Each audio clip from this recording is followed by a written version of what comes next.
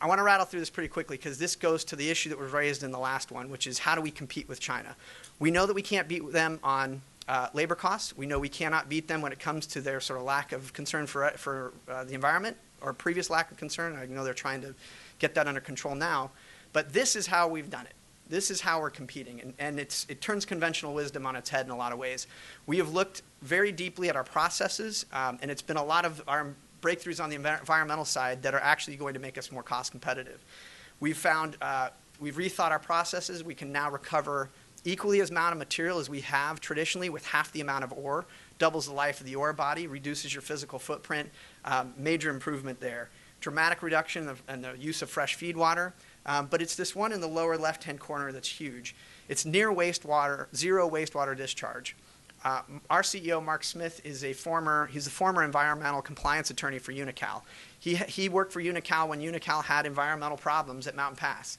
He knew that no matter how many wastewater ponds you develop, you always have challenges. Now, the challenges that Mountain Pass had in the past was with some of that wastewater, What they figured out was, he said to the technologist, figure out a way to not have ponds.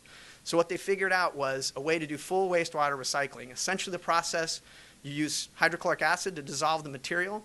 That goes through the process to do the separation. On that back end, you neutralize it with sodium hydroxide, and your end result is H2O and NaCl.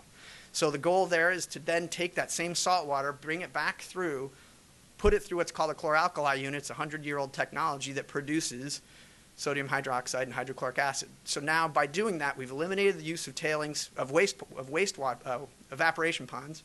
We've now cut our reagent costs, which are one of the biggest variable costs in the process. We've reduced the amount, the use of what we need to use for that process. You don't have 20 trucks coming up to the 15 to 20 trucks coming up to the facility every day. It's a big advantage.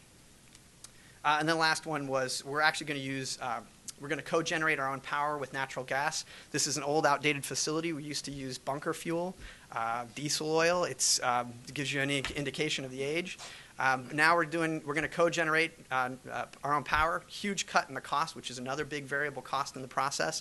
It will allow us to use the waste steam and waste energy in other parts of the process. It's a big. All these things combined, though, do this, and that is we'll beat China on price by half, and that's the big part of all of this.